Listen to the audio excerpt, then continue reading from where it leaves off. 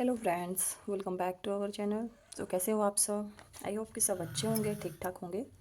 तो भाई फाइनली अभी हम अपनी क्लासेस जो है वो रेगुलर स्टार्ट करेंगे। ठीक है। सो जैसा मैंने आपको बताया था कि I am following Romika Bhargav ma'am.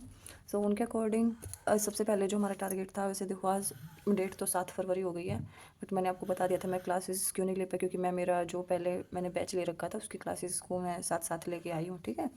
तो अभी जैसे जो मैम बताती जाएगी हम उसी के अकॉर्डिंग अपने जो टॉपिक वो करते जाएंगे। ठीक है। जैसे जो 1 फेब से 4 फेब तक का मैम ने बताया था, लीनियर अलजेब्रा में हमें क्या करनी है, रो एक्लन फॉर्म करनी है एंड मैट्रिक्स एंड डिटर्मिनेंट करना है। तो आज हम क्या करेंगे, हम जो थोड़ा बेसिक होगा ना मैट्रिक्स और डिटर्मिनेंट का वो करेंगे, क्योंकि जो हमारे रो एक्लन फॉर्म और ये करेंगे ना, उसके लिए मतलब लीनियर अलजेब्रा में हमें पहले इसका आना बहुत ज़रूरी होता है। ठीक है।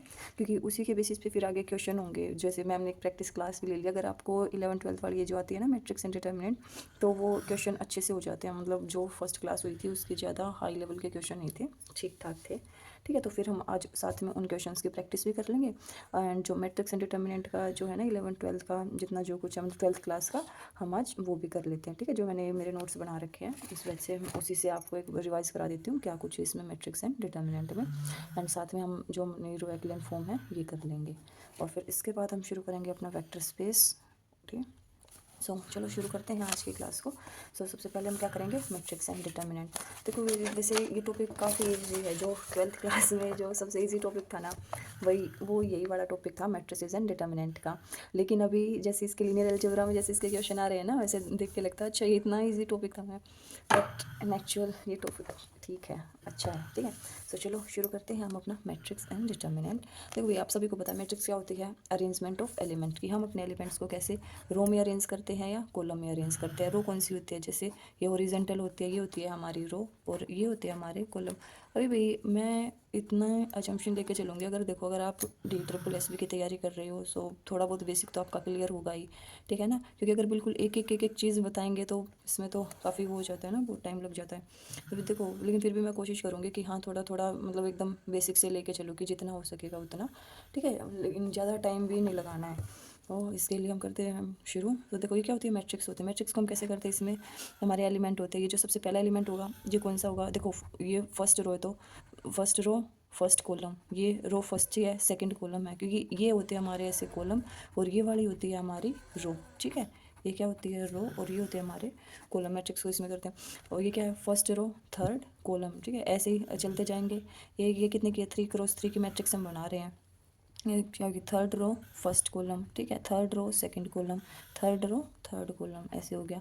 ये क्या है, second row first column, second row second column, second row third column. ऐसे ही हमारी मैट्रिक्स में इसमें लिखते हैं। ये आगे तक जितनी चलती जाएगी ये n×1 हो जाएगा, और ये कितना हो जाएगा बताओ, कितने कितने की हो जाएगी, ये m×n की ये हमारी हो जाएगी। ठीक है। मैट्रिक जितने भी जितने तक रो, जितने हम कितने भी आगे तक चलते जाएंगे, ये जितने जो फर्स्ट होता है, मतलब वैसे तो हम इसको बेसिकली I×J में डिनोट करते हैं। आई क्या होता है, रो को डिनोट करता है, जे किसको करता है, कॉलम को। ओके। तो ऐसे ऐसे हम इसको करते जाते हैं। ये होती है हमारी रो। बेसिकली हमको इन नंबर्स का ध्यान रखना होता है। ठीक है। कि हमारी पहली रो है, पहला कॉलम है, तो ये वाला एलिमेंट है। हाँ। ठीक है। ऐसे ऐसे ये करते जाते हैं। अभी हम करते हैं इनके ऑर्डर को। ये हमारा ऑर्डर होता है I×J, मतलब जितने, अगर मान लो हमारी कोई ऐसी मैट्रिक्स है 1 2 3 4, इसमें कितने, इसमें 2 रो है और 2 कॉलम है, तो ये हमारी 2×2 की मैट्रिक्स है। ठीक है। अगर कोई हमारी है 1 2 3 4 5 6, इसमें कितने, इसमें 2 रो है 3 कॉलम है, तो ये हमारी कितनी है, 2×3 की है। ऐसे मैट्रिक्स है। तो ये हमारी होती है रो, ये होते हैं हमारे कॉलम। ये बिल्कुल बेसिक है। ओके। अभी करते हैं हम टाइप्स ऑफ मैट्रिसेस। वो क्या होते हैं, देखो एक होती है कॉलम मैट्रिक्स, एक होती है रो मैट्रिक्स। कॉलम कौन सी होती है, जिस मैट्रिक्स में बस केवल एक कॉलम कॉलम हो। ठीक है। केवल एक कॉलम हो, जैसे 4 5 6, इसमें कितना है, एक कॉलम है। रो कौन सी होगी, जिसमें बस केवल एक रो, वो हो जाएगी हमारी रो मैट्रिक्स। ये भाई हम बस एक रिवीजन कर रहे हैं। ठीक है। इसका मैट्रिक्स डिटर्मिनेंट का तो जनरल फॉर्म इसकी क्या हो जाएगी, जनरल फॉर्म हो जाएगी इसकी जैसे first row first column, first row second column, जो भी हमने लिख के दिखाई थी, एंड ये एन तक चली जाएगी। First row and n columns के कितने भी हो सकते हैं ना, हमें पता तो नहीं कि 3 होंगे 2 होंगे या जितने होंगे, वैसे तो क्वेश्चन में हमको दिया मिलता है, लेकिन ये क्या है, इसकी जनरल फॉर्म है, इसको हम कहाँ से कहाँ तक ले सकते हैं। ऐसे ही first row second row total कितने हो जाएगी, m रो हो जाएगी। एंड यहाँ पे जितने रो जितने तो हमारे कितने हो जाएंगे एम क्रॉस एन ऑर्डर की हो जाएगी हमारी matrix. Okay, so square matrix क्या होती है? स्क्वायर मैट्रिक्स होती है जिसमें number of rows equal to number of columns, जिसमें जैसे हमारी 3x3 की हो, 2x2 की हो, 4x4 की हो, जिसमें जितनी रो उतने ही कॉलम हो, उसको हम बोलेंगे स्क्वायर मैट्रिक्स। जैसे ये हमारी स्क्वायर मैट्रिक्स है 3x3 की, ये है हमारी स्क्वायर मैट्रिक्स है 2x2 की, जिसमें number of rows equal to number of columns हो जाए। डायगोनल मैट्रिक्स कौन सी होती है? जिसमें जितने भी क्या है जो नॉन डायगोनल एलिमेंट होंगे वो सारे क्या होंगे? जीरो होंगे। जितने के जितने नॉन डायगोनल एलिमेंट वो जीरो होंगे, तो वो हो जाएगी हमारी डायगोनल मैट्रिक्स। अभी आगे करेंगे हम स्केलर मैट्रिक्स। स्केलर मैट्रिक्स क्या होगी? जो डायगोनल एलिमेंट्स होंगे वो सारे के सारे सेम होंगे एंड नॉन डायगोनल एलिमेंट क्या होंगे? जीरो होंगे। देखो जैसे मैंने अभी 3 कर रखा है, जो डायगोनल एलिमेंट होंगे वो क्या हो सकते हैं? वो 4 0 0 0 4 0 0 0 4, मतलब जो भी डायगोनल एलिमेंट हो वो सब क्या हो? सेम हो। तो ये क्या हो जाएगी? हमारी स्केलर मैट्रिक्स हो जाएगी। ठीक है, और आइडेंटिटी मैट्रिक्स, जो हमारे डायगोनल एलिमेंट्स होंगे वो क्या हो? वो केवल 1 1 1 1 0 0 0 1 0 0 0 1, जो डायगोनल एलिमेंट है वो सारे कितने होने चाहिए? 1 1 होने चाहिए। तो ये हो जाएगी हमारी आइडेंटिटी मैट्रिक्स। अभी देखो इन दोनों से आपको क्या पता चला है? जो भी आइडेंटिटी मैट्रिक्स होती है वो स्केलर मैट्रिक्स होती है, क्योंकि देखो डायगोनल एलिमेंट सेम है। लेकिन जो स्केलर मैट्रिक्स होगी वो ज़रूरी तो नहीं ना कि वो आइडेंटिटी मैट्रिक्स हो, क्योंकि अगर यहाँ पे 1 1 1 होगा तो फिर क्या हो जाएगा? Scalar matrix is identity matrix.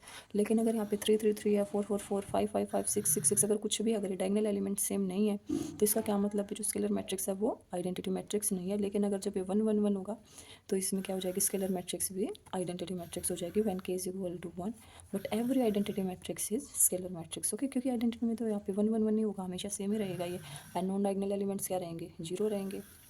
अभी बारी आती है अपर ट्रायंगुलर मैट्रिक्स की एंड लोअर ट्रायंगुलर मैट्रिक्स की।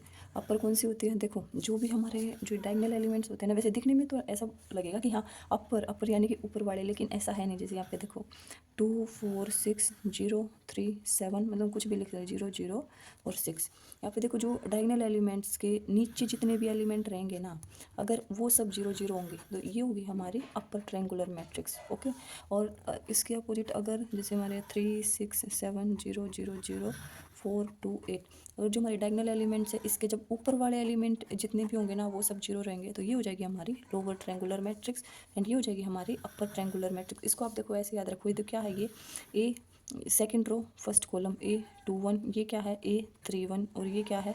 A32। आई क्या है? जे से बड़ा है, ये 2 ग्रेटर देन 1 है, 3 क्या है? ग्रेटर देन 1 है, 3 क्या है? ग्रेटर देन 2 है। इसका मतलब क्या है? I greater than J. ये क्या हो जाएगी? अपर ट्रायंगुलर मैट्रिक्स हो जाएगी when our I greater than J. जो ये I greater than J to 0 के बराबर आ जाए ना, ये हो जाएगी हमारी अपर ट्रायंगुलर मैट्रिक्स। और ये क्या है? ये कौन सा है? First row second column, first row third column, ये कौन सा है? Second row third column. जब हमारा आई क्या है? लेस देन जे है, इसमें भी 1 लेस देन 3 है, इसमें क्या है? 2 लेस देन 3 है। जो हमारी आई की वैल्यू वो जे से कम हो और उसमें जब 0 0 के हो तो वो क्या हो जाती है? वो हो जाती है हमारी lower triangular matrix. I hope कि क्लियर हो गया होगा lower triangular matrix and upper triangular matrix. ठीक है, अभी हम करेंगे सम ऑफ मैट्रिक्स। देखो जब भी हम सम ऑफ मैट्रिक्स करते हैं ना, उनके ऑर्डर का सेम होना बहुत ज़रूरी है। जैसे हमारी कोई मैट्रिक्स है 2x3 2 की है, और जब हम उसको किसी दूसरे मैट्रिक्स के साथ सम करेंगे तो वो भी 2x2 की होनी चाहिए। जैसे ये तरह ए प्लस बी शुड भी सेम ऑर्डर होनी चाहिए। अब ये इनकी मल्टीप्लाई कर रखी है, इफ़ ये ए की पावर 5 बता रखी है। अगर स्केलर मैट्रिक्स में हो तो ना डायरेक्ट जो जितने भी पावर पूछ रखी हो ना, दिख रहा है हाँ, जितने भी पावर पूछ रखी हो डायरेक्ट इनके डायगोनल एलिमेंट्स पे हम उसकी वो पावर कर देते हैं, वो आ जाता है 3 की 4 पावर निकाल के। अभी देख सम करने के लिए ये कितने की? ये 2x3 की है, तो ये भी कितने की होनी चाहिए? 2x3 की होनी चाहिए। ये सम हो जाएगा। Algebra of matrix addition order should be same. Subtraction में भी क्या होना चाहिए? Order should be same. ये बता दिया है कि जब भी हम दो मैट्रिक्स की एडिशन करेंगे और सब्ट्रैक्शन करेंगे तो वो क्या होनी चाहिए? वो सेम होनी चाहिए। और यहाँ से हम वैसे इनके क्वेश्चन भी दे देते हैं, एक्स और वाई की वैल्यू फाइंड आउट करो जब ये दो मैट्रिक्स इक्वल है। तो जब भी हमारी दो मैट्रिक्स इक्वल है इसका मतलब क्या है? जो हमारा ए 1 1 वाला एलिमेंट है जो इस वाले के 1 1 के बराबर है वो दोनों बराबर है। ठीक है, मतलब इसका हर एक एलिमेंट इस एलिमेंट के बराबर है, ये वाला इसके बराबर है, ये वाला इसके बराबर है, ऐसे है। मैट्रिक्स के पॉसिबल मैट्रिक्स पूछ रखी है ऑफ ऑर्डर किसकी? 3x3 की विद ईच एंट्री 0 और 1। देखो हमसे पूछे कि ऐसे कितने टोटल नंबर ऑफ मैट्रिक्स होंगे ऑर्डर 3x3 के, जिसमें क्या है एंट्री कितने? 0 और 1 है। अभी देखो इसमें कितने एंट्री है? 2 है, एंड 3x3 की मल्टीप्लाई इसका डायरेक्ट है। 3x3 की मल्टीप्लाई कितनी होती है? 9 होती है, तो 2 की पावर 9 कर दो। और अगर मान लो 3x2 की मैट्रिक्स पूछ लिया, 2x2 की पूछ ले, या 1x4 की पूछ ले, या 4 क्रॉस 5 की पूछ ले, मतलब कितने की भी पूछ ले, आपको उन दोनों की मल्टीप्लाई कर देनी है, ठीक है। जैसे अगर मान लो 3 क्रॉस 2 की पूछ रखी है, तो 3 क्रॉस 2 कितना होता है, 6 होता है, तो 2 की पावर हम क्या कर देंगे, 6 कर देंगे। अगर 2 क्रॉस 2 कितना होता है, 4 होता है, तो 2 की पावर कितने कर देंगे, 16 कर देंगे, मतलब 2 की पावर 4 कर देंगे और जो आंसर आएगा। ऐसे जिस भी ऑर्डर की पूछ रखी हो ना, उसी के आपस में मल्टीप्लाई करके 2 की पावर में कर दो, ठीक है। ये इनके पूछ रखे टोटल ऑर्डर, पॉसिबल ऑर्डर्स कितने होंगे, तो इनके फैक्टर बना के देख लो। 24 के कितने फैक्टर्स होते हैं, 1 into 24, 24 into 1, 12 into 2, 2 into 12, 8 into 3, 3 into 8, मतलब जितने भी इसके फैक्टर्स होंगे वही क्या होंगे, पॉसिबल ऑर्डर हो जाएंगे। लेकिन जो प्राइम नंबर होंगे उसके तो केवल 2 ही ऑर्डर पॉसिबल होंगे ना, 1 इंटू 13, मतलब क्योंकि वो तो बस केवल 1 से ही मल्टीप्लाई होता है। जो प्राइम नंबर होता है एक अपने आप से और एक 1 से डिवाइड होता है, सॉरी, ठीक है। मैक्स वाई जेड की वैल्यूज़ पूछ रखी है। एंड अभी देखो जो ये वाले हैं ना, trace of matrix and eigen values, ये हमारे जो एग्ज़ाम है उसके पॉइंट ऑफ व्यू से इम्पोर्टेंट है, ठीक है। तो मैं आपको ये बताती हूँ ट्रेस क्या होता है एंड जो हमारी आइगन वैल्यूज़ होती है उसमें और ट्रेस में आपस में क्या रिलेशन होता है। देखो ट्रेस क्या होता है, ट्रेस होता है जो भी हमारे डायगोनल एलिमेंट्स होते हैं उनका हम सम कर देते हैं, वो आ जाता है हमारा ट्रेस। जैसे 2 4 6 1 3 2 5 4 7, इसके डायगोनल एलिमेंट्स कौन से हैं, 2 3 7। जब हम इनका कर देंगे सम 2 3 + 7, ये आ जाएगा हमारा ट्रेस ऑफ मैट्रिक्स ए, ठीक है। और जो ट्रेस होता है इस ये मतलब जो होता है क्या होता है, सम ऑफ डायगोनल एलिमेंट्स।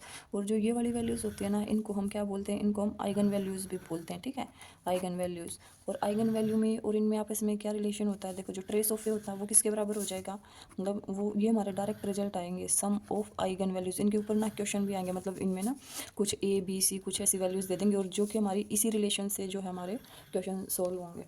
और जो डिटर्मिनेंट होगा, डिटर्मिनेंट ऑफ ए होगा, वो किसके बराबर होगा, वो होगा हमारा product of eigen values, product of eigen values. अभी प्रोडक्ट इसके कितने, 3 दूनी 6 और 7 6 42, ये क्या है, प्रोडक्ट आ गया आइगन वैल्यूज़ की, क्योंकि 2 3 7 ये है।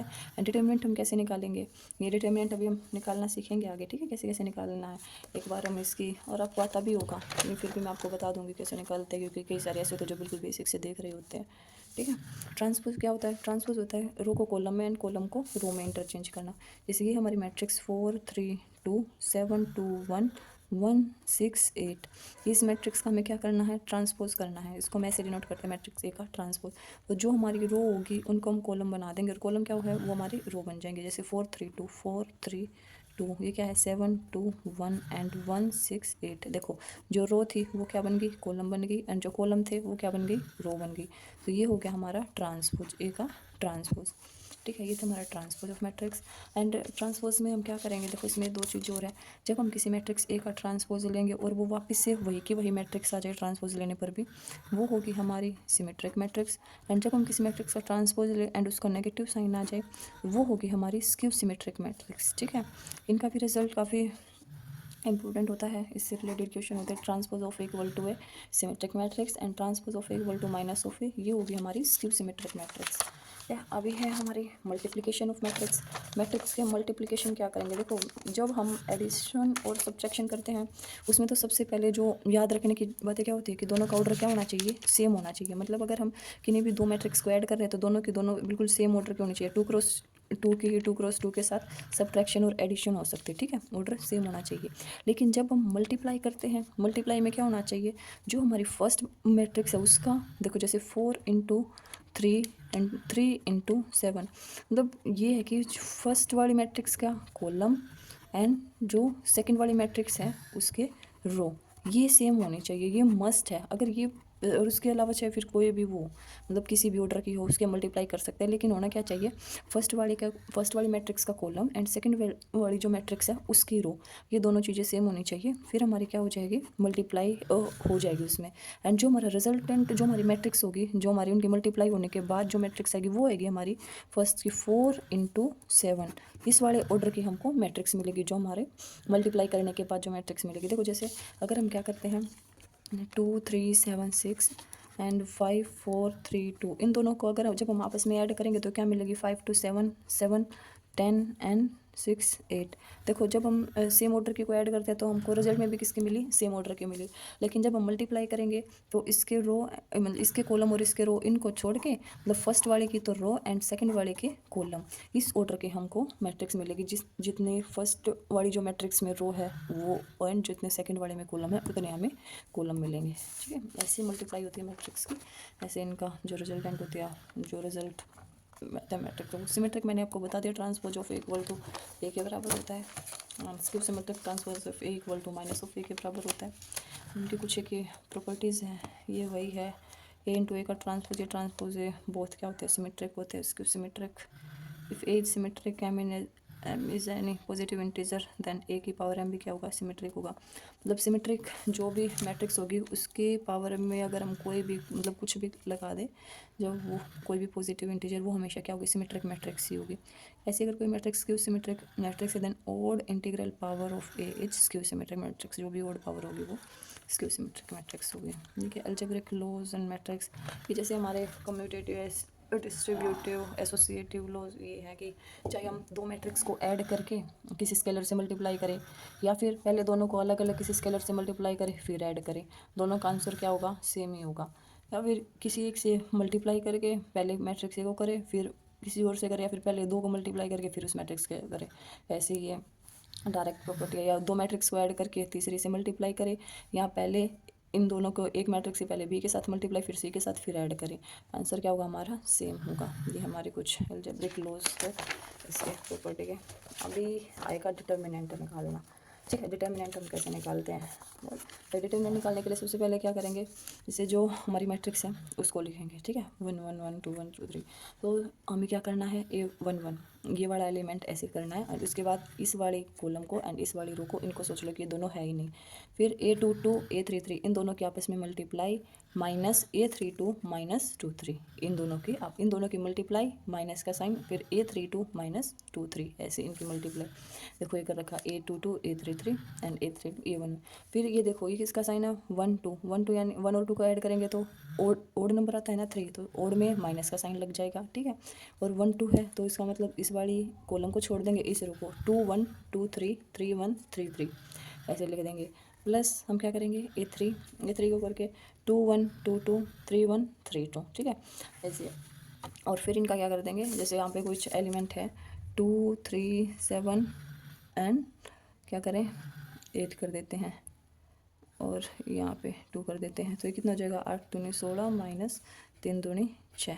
ठीक है, और 16 में से 6 गया, कितना बचेगा 10, और बाहर पे कोई भी एलिमेंट मतलब 2 हो तो कितना हो जाएगा 20 हो जाएगा। ऐसे इनका हम डिटर्मिनेंट निकाल देते हैं कंप्लीट मैट्रिक्स का। देखो 1 3 कितना 4 4 इवन होता है तो इसके आगे प्लस आ जाएगा, 1 1 इवन होता है तो प्लस, 1 2 क्या होता है ओड होता है तो माइनस साइन। जरूरी नहीं है हम इसको फर्स्ट रो के अकॉर्डिंग या एक्सपेंड करें, इसको हम फर्स्ट कॉलम से भी एक्सपेंड कर सकते हैं 1 1 2 1 3 1, या फिर सेकंड रो से भी एक्सपेंड कर सकते हैं, थर्ड रो से भी कर सकते हैं, थर्ड कॉलम से भी कर सकते हैं। आप किसी से एक्सपेंड कर लो, आंसर क्या हमारा वो सेम ही आएगा डिटर्मिनेंट का। फिर करें माइनर कोफैक्टर एडजॉइंट इनवर्स, ये क्या होते हैं, अभी माइनर क्या होते हैं, माइनर वही होते हैं जैसे अभी हम डिटर्मिनेंट निकालने के लिए इन सब वैल्यूज़ का निकालते हैं ना, इतनी इतनी ऐसे ही करके इनको माइनर्स निकालते हैं। कोफैक्टर इनका हम साइन चेंज कर देंगे, -1 के पावर जो उसकी प्लेस वैल्यू है ना, जैसे कि वो 2 1 पे है, 3 1 पे है, 3 3 पे है, तो उसकी पावर में -1 की पावर में उन दोनों का सम कर देंगे। जैसे कि देख लो कोई, जैसे ये इसका माइनर कैसे निकलेगा, इस रो को इस कॉलम को छोड़ के कितना A22 है, सो M11 कितना हो गया A22। अभी ये इसका अगर ये तो आ गया माइनर, लेकिन को फैक्टर करने के लिए क्या करेंगे, -1 की पावर ये कौन सी प्लेस पे थी, A11 के प्लेस पे थी ना, तो -1 की पावर क्या हो जाएगा 1 + 1 यानी कि 2, -1 की पावर 2 क्या इवन है तो पॉजिटिव हो जाएगा, तो ये पॉजिटिव आएगा। ऐसे ही -1 की पावर कितना 1 + 2 कितना 3 हो गया, ओड नंबर हो गया, तो -1 की पावर कितना ओड हो जाएगा, -1 हो जाएगा, ये 2 1 ऐसे हो जाएगा, कोफैक्टर्स हो जाएंगे। मतलब कोफैक्ट एंड एडजॉइंट क्या होगा, जो हमारे कोफैक्टर्स निकलेंगे उनका हम क्या कर देंगे, ट्रांसपोज कर देंगे, तो वैसे हो जाएगा हमारा एडजॉइंट निकल जाएगा। और इन्वर्स हम कैसे निकालते हैं, इन्वर्स निकालने के लिए adjoint of A divide by determinant of A, तो ये इसी पेज पे देख लो, डिटर्मिनेंट एडजॉइंट माइनर्स कोफैक्टर्स की सारी चीज़ें हैं। ठीक है, ऐसे इन्वर्स निकालने के लिए हम क्या करते हैं, किसी भी मैट्रिक्स का जब हम इन्वर्स निकालते हैं सबसे पहले एडजॉइंट निकालेंगे उस मैट्रिक्स का and divide by determinant of कर देंगे, ऐसे निकल जाएगा हमारा इन्वर्स। अब इसके बाद कुछ एक और प्रॉपर्टीज़ है। A into adjoint of A into A, ये किसके बराबर होगी? ये इंपॉर्टेंट है भाई, इसके ना मतलब डायरेक्ट रिजल्ट, डायरेक्ट क्वेश्चन आ जाते हैं इसके। ए इंटू एडजॉइंट ऑफ ए या फिर एडजॉइंट ऑफ ए इंटू ए किसके बराबर होगी? डिटर्मिनेंट ऑफ ए के बराबर होती है। इसका डायरेक्ट ऐसे क्वेश्चन भी पूछ लेते हैं, एडजॉइंट ऑफ ए इंटू ए निकाल के बताओ।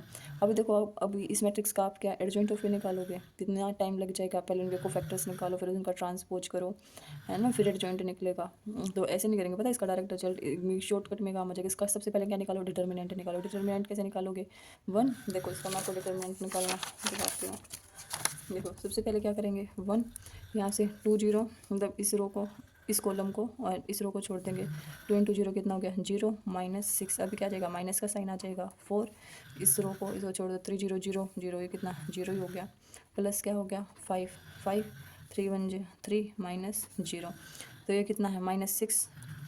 ये 0 हो गया एंड ये कितना हो गया? 1 तो ये 15, 15 में से 6 गया कितना? 9। तो डिटर्मिनेंट ऑफ ए कितना आ गया? 9 आ गया। और एडजॉइंट ऑफ ए इंटू ए पूछ रखा है, तो determinant of A into identity matrix.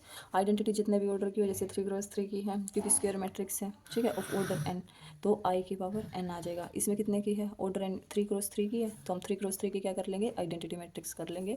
वो क्या होती है? 1 0 0 0 1 0 0 0 1 एंड 9 से इसको मल्टीप्लाई कर देंगे, तो आंसर क्या आ जाएगा हमारा? 9 0 0 9। ऐसे हो जाएगा। ये डायरेक्ट करने का, नहीं तो अगर आप ऐसे करोगे ना एडजॉइंट और इसमें, तो बहुत टाइम लग जाएगा। अभी ये रिवर्सल लो है। रिवर्सल लो क्या होंगे? ए बी का क्या करेंगे? इन्वर्स करेंगे, तो बी का इन्वर्स इंटू ए का इन्वर्स। ये काफ़ी गलती का, क्योंकि कई सारे बच्चे क्या करेंगे, जो ए बी का इन्वर्स होगा उसको डायरेक्ट कर देंगे ए का इन्वर्स बी का इन्वर्स, जो कि क्या है? गलत। इसके लिए क्या होना चाहिए? बी इन्वर्स ए इन्वर्स के बराबर होता है ये ए बी का जो इन्वर्स होगा वो।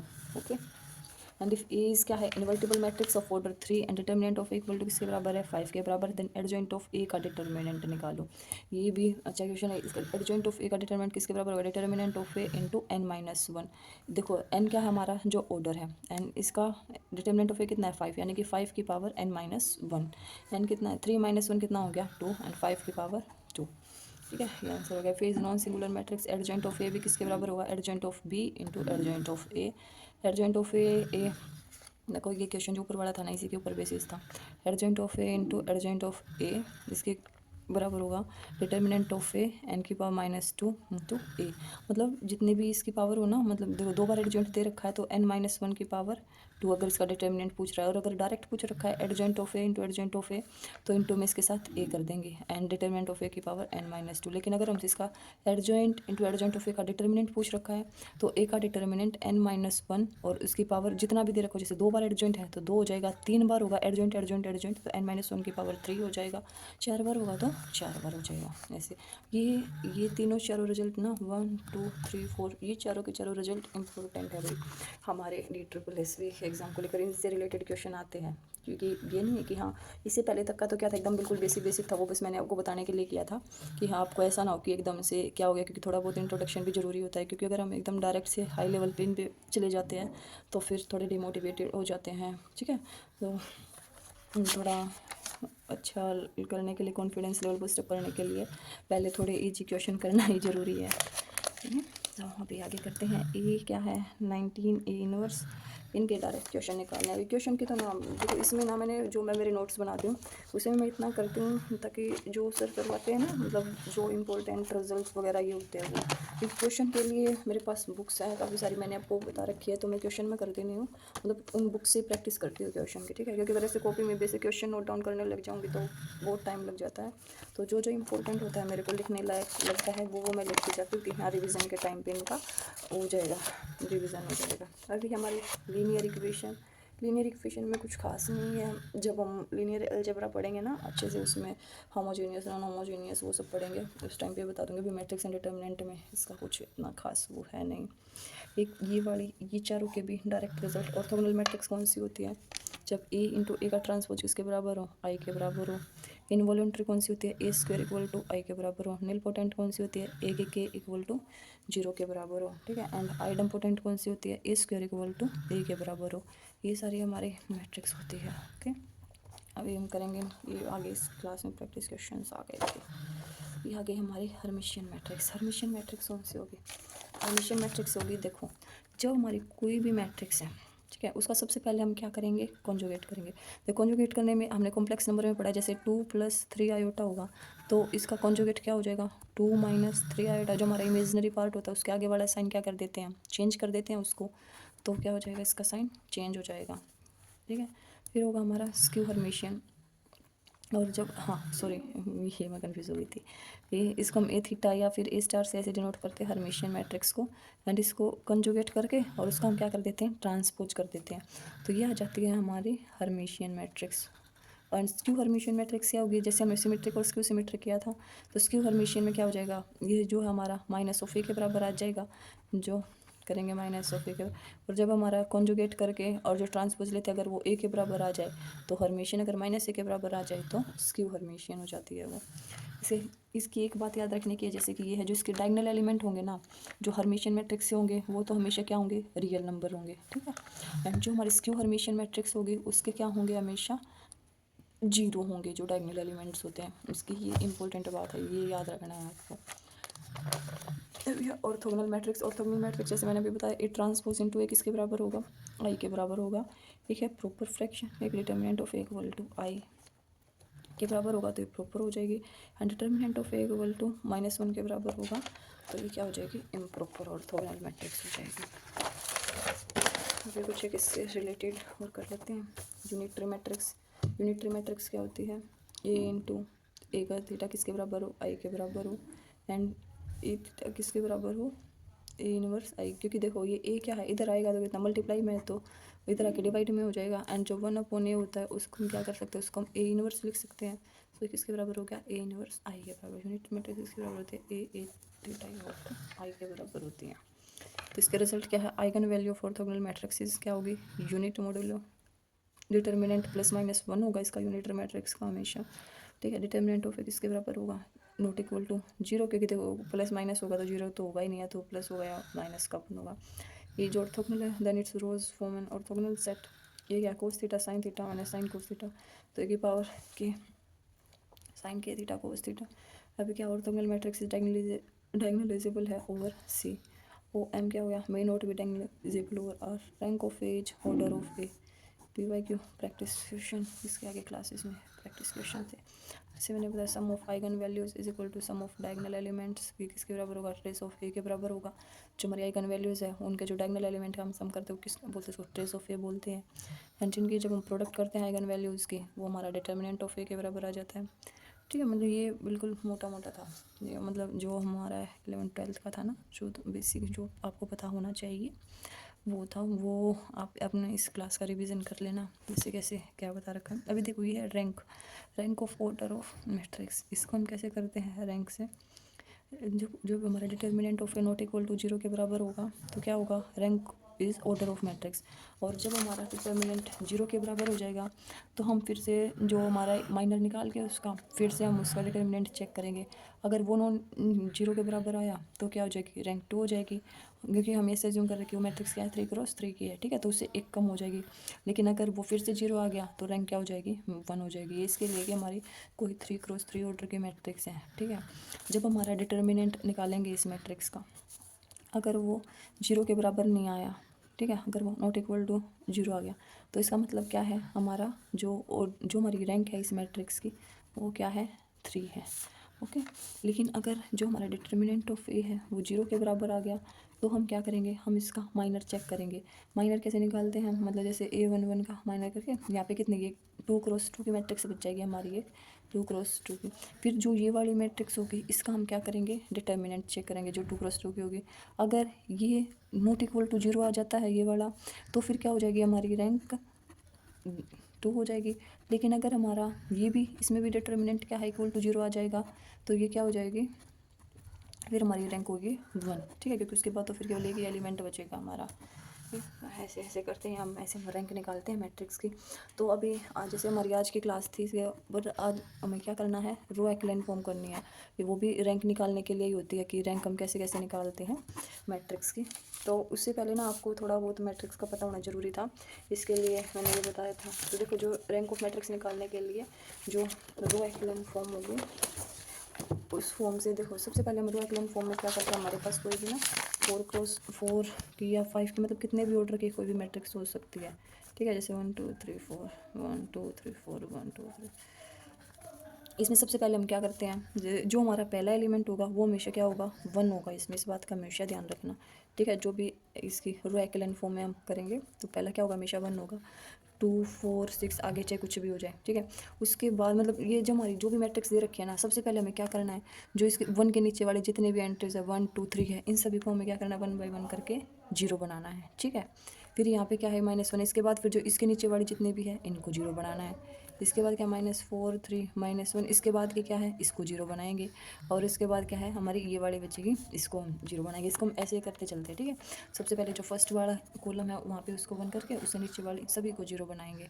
तो ये आ जाएगा हमारा रो एक्लन मेथड में। तो देखो सबसे पहले R2 है, इसको 0 बनाएंगे तो R2 -2 R1, इसको 0 बनाएंगे R3 -3 R1, R4 में क्या करेंगे, R4 -4 R1, ठीक है। ऐसे करके हमने इसको 0 बना दिया। तो यहाँ पे तो 0 हो गया, लेकिन यहाँ पे -1 माइनस क्या है 2 R1, 2 2 जा 4 -1 -4 कितना हो जाएगा, -5। ऐसे ही है, इसमें क्या हो जाएगा, R3 -3 R1, 3 2 जा 6 1 -6 -5 ऐसे करके, ठीक है। फिर हम क्या करेंगे, अभी क्या होगी, R2 का तो हो गया काम। अभी हमें क्या करना है, R3 में इन दोनों को 0 करना है। R3 में क्या करेंगे, R3 -R2 एंड R4 में भी क्या करेंगे, R4 -R2, इन दोनों को 0 बना देंगे। ये दोनों -5 इसको माइनस करेंगे, माइनस माइनस प्लस कैंसिल हो जाएंगे और ऐसे ही ये, तो ये क्या हो जाएंगे, ये दोनों 0 हो जाएंगे, ये दोनों 0 हो जाएंगे, ये दोनों 0 हो जाएंगे। और फिर क्या करना है, हमें इसको 1 बनाना है। इसको 1 बनाने के लिए हम क्या करेंगे, -1/5 R2, -1/5 करके क्या हो जाएगा, R2। और ये क्या हो गया हमारा 1। तो इसकी रैंक हमारी क्या आ गई, इस मैट्रिक्स की रैंक क्या होगी, 2 आ गई, क्योंकि हमारे पास क्या है, 2 रोज़ 2 कॉलम क्या है, नॉन जीरो है, 2 रोज़। तो ऐसे हम इसकी रैंक निकालते हैं, ठीक है। इसके रो एक्लन फॉर्म में यही है बेसिकली। तो ये थी हमारी आज की क्लास। तो ये आज मेरी इस चैनल की पहली क्लास है। सो आई होप कि आप लोग इसे पसंद करोगे, ठीक है। यहाँ पे ना मैं अपना रिवीजन करने के लिए ये क्लासेस डाल देती हूँ। एंड प्लीज़ चैनल को सपोर्ट करें, लाइक करें, शेयर करें। Tata bye bye.